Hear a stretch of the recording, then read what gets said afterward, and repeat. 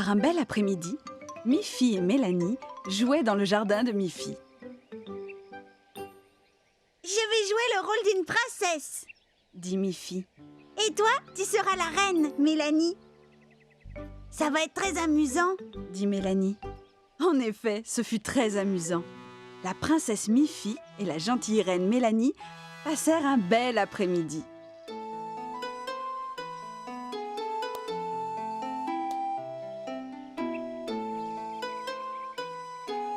Mélanie, Miffy, appela maman Pompon de sa fenêtre. Entrez maintenant, il est l'heure de vous coucher. Un peu plus tard, Miffy et Mélanie étaient blottis dans leur lit. Aimeriez-vous que je vous lise une belle histoire, les filles ? Dit maman Pompon. Oh oui! S'il vous plaît, lisez-nous une histoire, dirent Miffy et Mélanie. Voici une très jolie histoire d'une princesse et d'une reine. Aimeriez-vous l'écouter ? Demanda la maman de Miffy. Miffy et Mélanie rirent de bon cœur. Elles trouvaient très drôle que maman Pompon voulait leur lire une histoire qui ressemblait à celle qu'elles avaient jouée cet après-midi-là. C'était une merveilleuse histoire. Et nos deux petites amies écoutaient les yeux écarquillés chaque mot de l'histoire. Quand elle eut fini de lire, maman Pompon éteignit la lumière et dit « Dormez bien, mes petites filles, demain est un autre jour. » Dans l'obscurité, Mélanie murmura à Miffy. « C'était une merveilleuse histoire. Que dirais-tu si on en lisait encore une autre ?» Miffy ralluma sa lampe de chevet. Elle prit un autre livre sur son étagère. « Est-ce que tu sais lire, Mélanie ?» demanda Miffy. « Les filles, voyons, vous êtes censées dormir maintenant, » dit maman Pompon. La lumière à nouveau éteinte, Mélanie murmura très doucement à Miffy. « Je sais pas encore lire, Miffy. Si seulement je savais. Moi aussi, » murmura Miffy. Nos deux amies s'endormirent. Et avant de s'en rendre compte, le jour s'était levé. « Réveillez-vous, allez, debout, Mélanie, Miffy. C'est l'heure de se lever et d'aller à l'école. »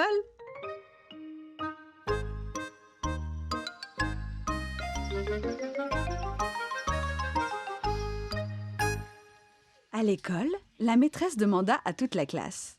« Aimez-vous les histoires, les enfants ?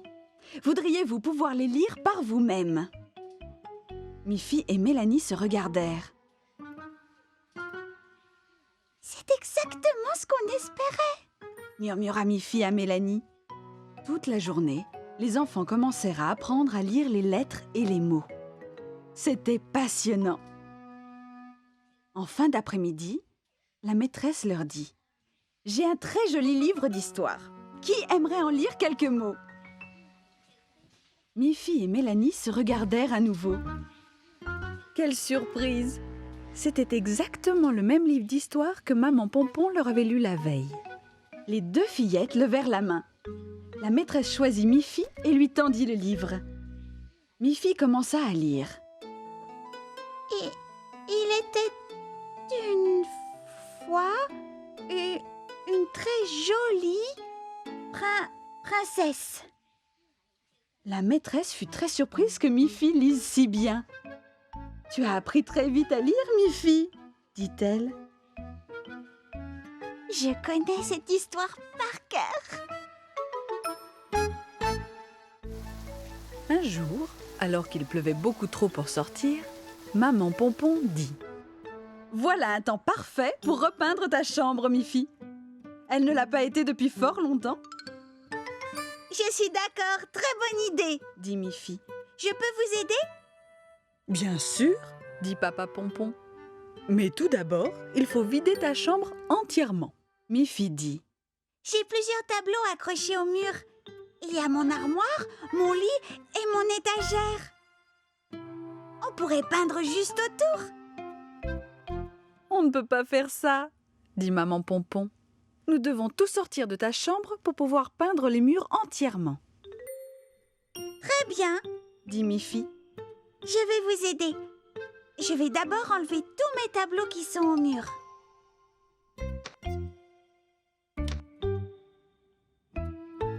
Mais je peux pas enlever mon lit, ou l'armoire, ou encore l'étagère. Ta mère et moi allons transporter les meubles lourds, Miffy. Pense à la couleur avec laquelle tu aimerais qu'on repeigne ta chambre. Il y a différentes couleurs de peinture dans mon atelier. Tandis que son père et sa mère transportaient les meubles et vidaient sa chambre, Miffy réfléchit à la couleur qu'elle aimerait voir sur les murs. Si elle était bleue, on pourrait se croire en pleine nuit, Se dit-elle. Si elle était rouge, on penserait avoir trop chaud. Si elle était verte, c'est comme si ma chambre était dehors, dans le jardin. Et si elle était toute blanche, elle serait de la même couleur que moi. Et je me sentirais toute perdue. Miffy regarda par la fenêtre et aperçut une éclatante tulipe jaune. Si ma chambre avait la couleur de cette tulipe, elle serait pleine de soleil et lumineuse. Je voudrais que ma chambre soit jaune. Dit finalement Miffy. Papa Pompon dit: J'ai en effet une peinture d'un très beau jaune. Je vais peindre la partie supérieure des murs et toi, tu peindras la partie inférieure. Tu apprendras vite la manière de peindre. Maman dit: Tu dois d'abord te mettre un tablier, Miffy. Ce serait dommage de mettre de la peinture sur ta jolie robe.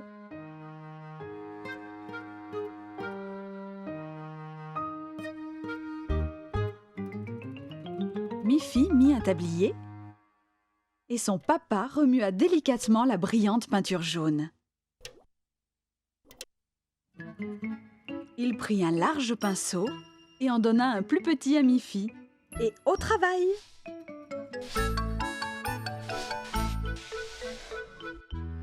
Miffy, dit Papa Pompon, essaye de peindre de haut en bas dans la même direction. Comme ça, regarde.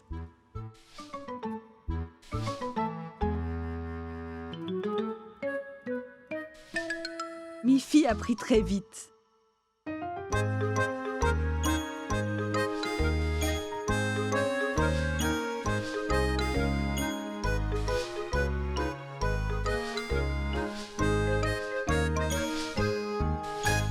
Bientôt, la chambre fut d'un beau jaune lumineux et très gai.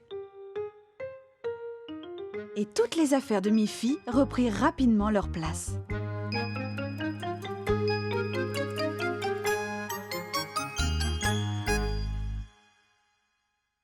Miffy était très heureuse. Sa chambre était éclatante, propre et fraîche. « Comme on se sent bien, Dit-elle. dans une chambre fraîchement repeinte. Et j'y suis pour quelque chose. » Boris et Barbara réfléchissaient à l'anniversaire de Miffy. « Qu'est-ce qu'on pourrait bien lui offrir ?» Demanda Barbara. « Eh bien, Dit Boris. c'est bientôt le printemps et je sais que Miffy aime bien voir les nouveaux petits oisillons chaque année. Et si je lui construisais une cage à oiseaux très spéciale pour qu'elle puisse les observer tous les jours ?»« Oh, merveilleuse idée, Boris !» Dit Barbara. Elle pourrait être peinte d'une couleur vive pour attirer la maman oiseau. Je vais faire une copie de la maison de Miffy, mais plus petite bien sûr, à la mesure des petits oiseaux. Dit Boris. J'ai une photo de la maison de Miffy comme modèle. Boris choisit les plus jolies planches qu'il avait. Quelques-unes pour faire les murs, une planche épaisse pour le plancher et 2 robustes planches pour le toit. Tout d'abord, il dessina un plan qui donnait les dimensions du bois en indiquant comment les réunir et les clouer ensemble. Ensuite, Boris mesura une pièce de bois avec une règle spéciale et marqua au crayon l'endroit où les planches devaient être coupées.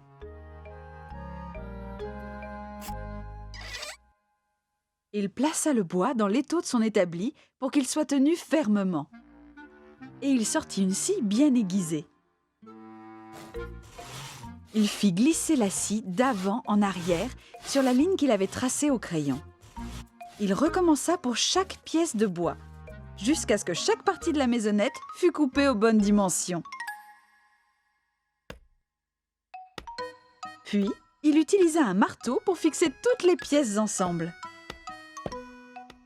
Enfin, la petite maison prenait forme. Maintenant, je vais percer un petit trou dans la maison, juste assez grand pour que la maman oiseau puisse entrer et sortir. Elle ramassera des brindilles et de l'herbe pour en faire un bon nid douillet. À toi de jouer maintenant. Tu peux la peindre, dit Boris. Barbara avait un choix de peinture éclatante et un pinceau pour chaque couleur.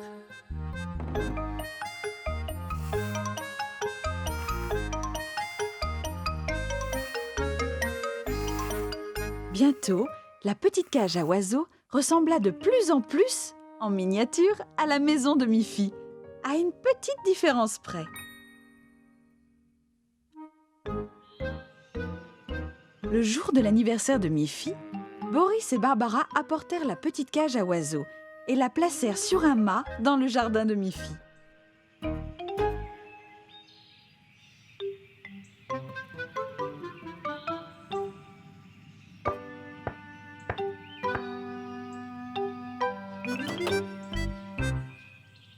Joyeux anniversaire, Miffy!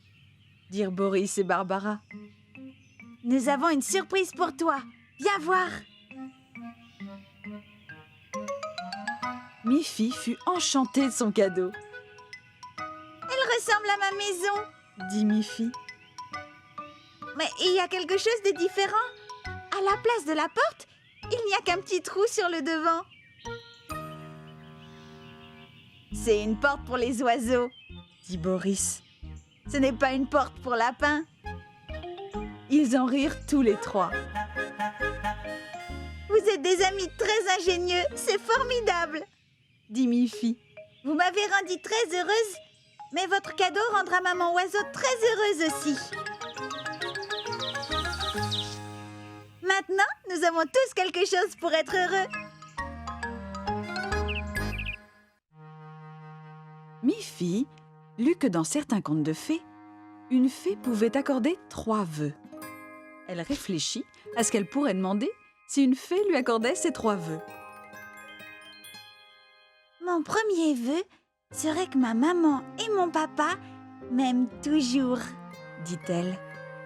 Mais elle savait déjà que sa maman et son papa l'aimeraient toujours. Alors elle essaya de penser à un autre vœu. Elle décida d'aller se promener.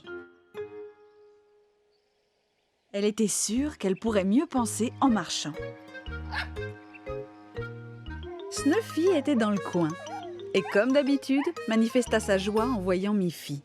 « Tu veux venir te promener avec moi ?» demanda Miffy.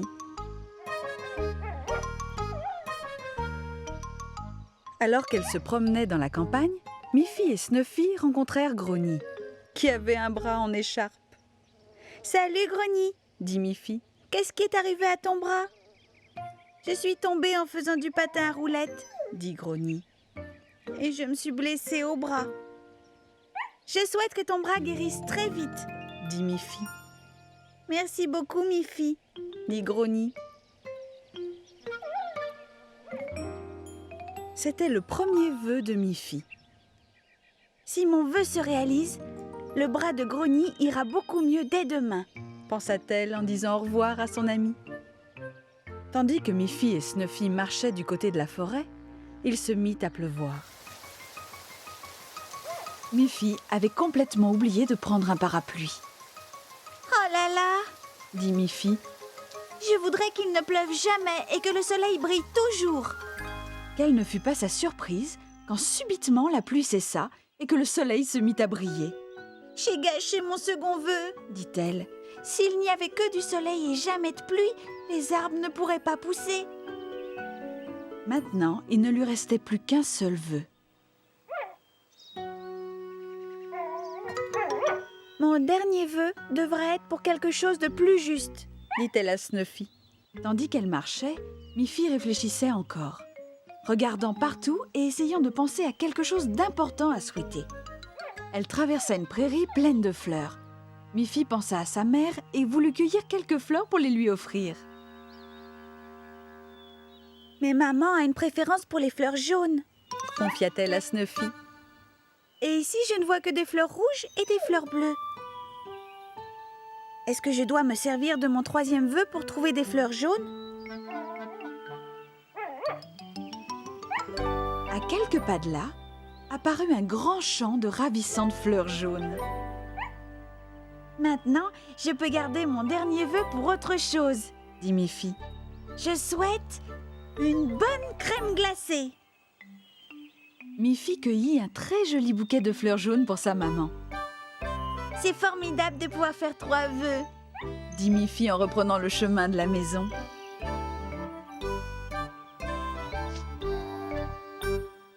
La maman de Miffy fut très heureuse quand sa fille lui offrit ce joli bouquet de fleurs jaunes. « Oh Miffy, dit-elle, elles sont ravissantes. Et en plus, les fleurs jaunes sont mes préférées. » J'ai gardé mon 3e vœu pour une bonne crème glacée, dit Miffy. Tu sais ce que je souhaite le plus? Je souhaite que ma petite Miffy reste toujours aussi gentille qu'elle l'est maintenant. Et elle la serra très fort contre son cœur. Maman Pompon se rendit dans la cuisine et offrit à Snuffy un bon gros bol d'eau fraîche. Et à Miffy, une délicieuse crème glacée. Le temps des vacances arriva. L'école était finie. Miffy, maman et papa Pompon étaient prêts à partir en vacances. Miffy regarda la carte pour savoir où ils allaient. Une fois, ils étaient allés au bord de la mer. Cette année, ils avaient choisi la montagne.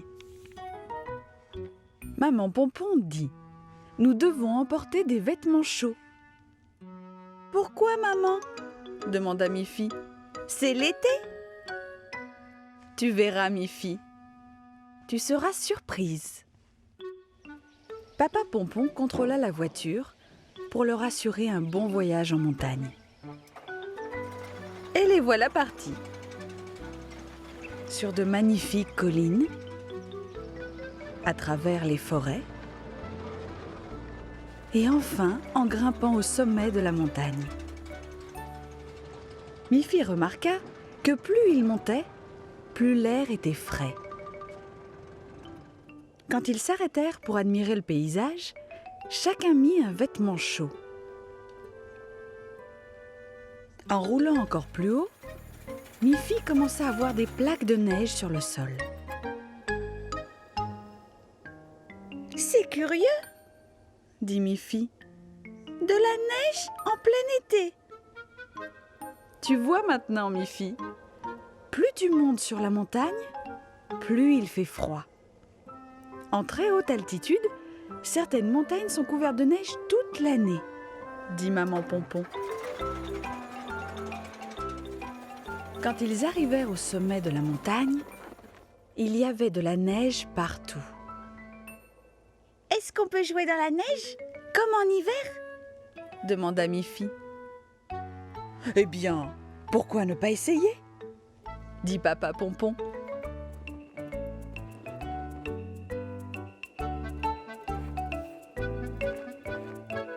Miffy et ses parents firent un bonhomme de neige.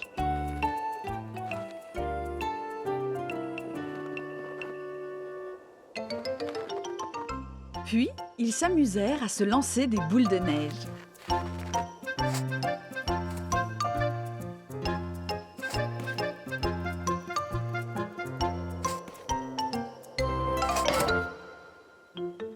Mais bientôt, il était temps de regagner la vallée. En descendant de plus en plus bas, il recommença à faire chaud. Finalement, ils arrivèrent au bord d'un lac magnifique. « C'est ici que nous allons passer nos vacances, » dit maman Pompon. « Regarde, Miffy, il y a quelque chose qui t'attend. » Encore une surprise! S'écria Miffy. D'abord la neige et maintenant un bateau! Quelles merveilleuses vacances! Tandis que sa maman préparait leur installation sur le terrain de camping, Miffy et son papa se dirigèrent vers le bateau. Ils grimpèrent dans la barque et s'élancèrent sur l'eau pour un petit tour agréable sur le lac.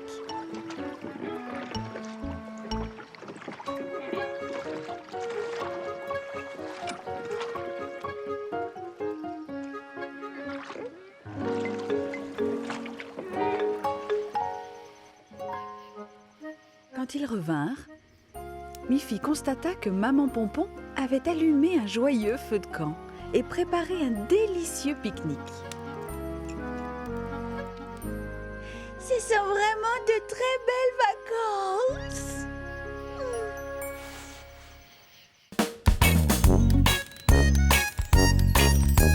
Miffy court et c'est la joie.